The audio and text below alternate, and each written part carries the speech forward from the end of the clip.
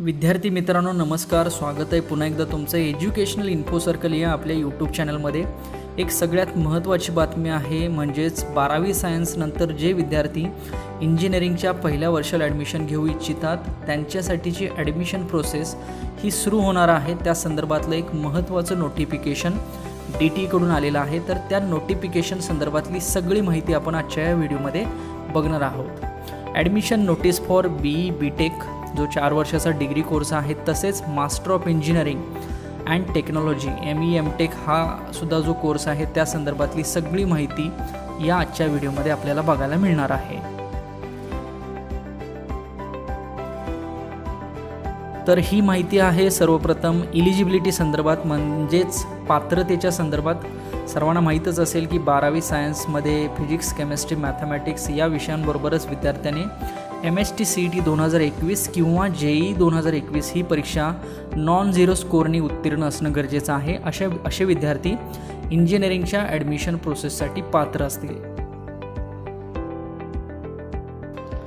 यामध्ये आपण बघू शकता ऑनलाईन रजिस्ट्रेशन फॉर ॲडमिशन, म्हणजेच ॲडमिशन फी संदर्भातली माहिती आहे। म्हणजे रजिस्ट्रेशन फी किती असेल, तर जे विद्यार्थी जनरल कॅटेगरी कॅन्डिडेट्स आहेत त्यांच्यासाठी 800 रुपये आहे आणि रिझर्व कॅटेगरी कॅन्डिडेट्स आहेत त्यांच्यासाठी 600 रुपये आहे।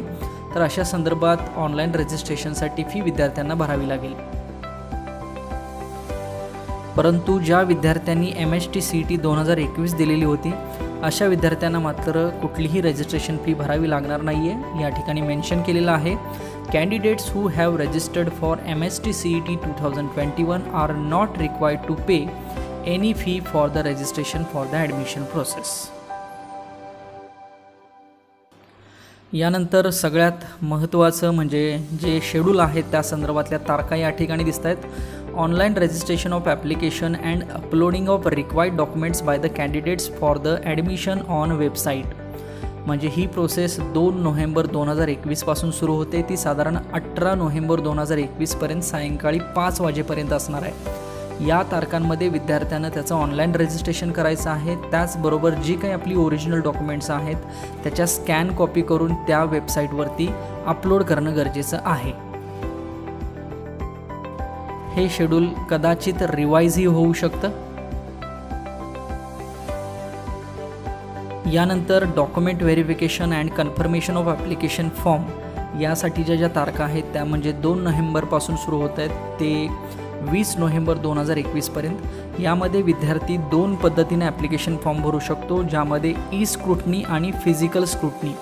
म्हणजेच ई स्क्रूटनीमध्ये विद्यार्थी स्वतः मोबाईलवरून किंवा कॉम्प्युटरवरून तो फॉर्म भरू शकतो आणि डॉक्युमेंट स्कॅन करून अपलोड करू शकतो। तसेच फिजिकल स्क्रूटनी असेल तर त्यामध्ये मात्र विद्यार्थी स्वतः त्याच्या जवळच्या असणाऱ्या फॅसिलिटेशन सेंटरवरती जाऊन आपला ॲप्लिकेशन फॉर्म भरू शकतो।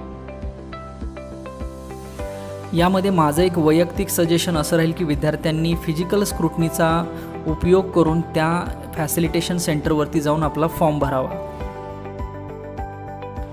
त्याच्यानंतर display of provisional merit list he process झाल्यानंतर एक प्रोविजनल मेरिट लिस्ट डिस्प्ले होईल। ती साधारण 22 नोव्हेंबर रोजी डिस्प्ले होईल। प्रोविजनल मेरिट लिस्ट डिस्प्ले झाल्यानंतर काही विद्यार्थ्यांचे ग्रीव्हियन्सेस असतील तर त्याच्यासाठी 23, 24 आणि 25 नोव्हेंबरचा कालावधी असेल, ज्यामध्ये विद्यार्थी आपल्या ॲप्लिकेशन फॉर्ममध्ये करेक्शन करू शकतो। कारण प्रोविजनल मेरिट लिस्ट नंतरची ही प्रोसेस आहे आणि ही प्रोसेस झाल्यानंतर मग फायनल मेरिट लिस्ट डिस्प्ले होते। त्यामुळं 27 नोव्हेंबरला फायनल मेरिट लिस्ट डिस्प्ले होईल आणि फायनल मेरिट लिस्टमध्ये विद्यार्थ्याला आपला जो महत्त्वाचा मेरिट नंबर आहे तो बघायला मिळेल आणि त्याच्यानंतर विद्यार्थी प्रोविजनल कॅटेगरी वाईज सीट्स बघू शकतो त्या कॉलेज वाईज पहिल्या राऊंडसाठी। त्यानंतर मग पहिला राऊंड सुरू होईल। पहिल्या राऊंडसाठी ऑनलाईन सबमिशन आणि कन्फर्मेशन असेल ऑप्शन फॉर्मचं, ते साधारण 28 नोव्हेंबर ते 30 नोव्हेंबर या कालावधीमध्ये असेल। या कालावधीमध्ये विद्यार्थ्यानं CAP round first option form म्हणतो आपण त्याला, जो भरणं गरजेचं आहे। त्याच्यानंतर तो फॉर्म भरून झाल्यानंतर त्याची जी काही अलॉटमेंट आहे ती 2 डिसेंबर 2021 रोजी डिस्प्ले होईल। त्याच्यानंतर accepting to the offered seat by the candidate through his log in as per the allotment of CAP round 1, म्हणजेच 3 डिसेंबर, 4 डिसेंबर आणि 5 डिसेंबरला विद्यार्थ्यांना त्याला मिळालेली सीट ॲक्सेप्ट करणं गरजेचं आहे।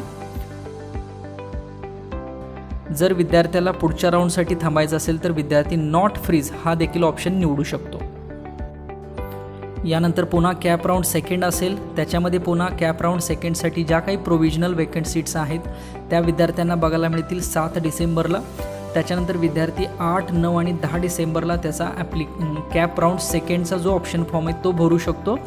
त्याची पुन्हा प्रोव्हिजनल अलॉटमेंट 11 डिसेंबरला होईल। त्याच्यानंतर विद्यार्थ्याला जर ती सीट हवी असेल तर त्यांना 12, 13 आणि 14 डिसेंबरला त्याचा सीट ॲक्सेप्टन्स देणं गरजेचं आहे।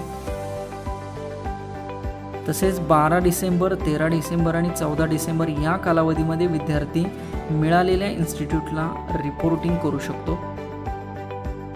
त्यानंतर काही वेकंट सीटसाठीची जी काही ॲडमिशन प्रोसेस आहे ती साधारण 15 डिसेंबर ते 22 डिसेंबर या कालावधीमध्ये होईल आणि त्याच्यानंतर 6 डिसेंबरला जी काही अकॅडमिक ॲक्टिव्हिटी असते म्हणजे जी काही कॉलेजेस सुरू होणार आहेत ती 6 डिसेंबर 2021 पासून सुरू होतील।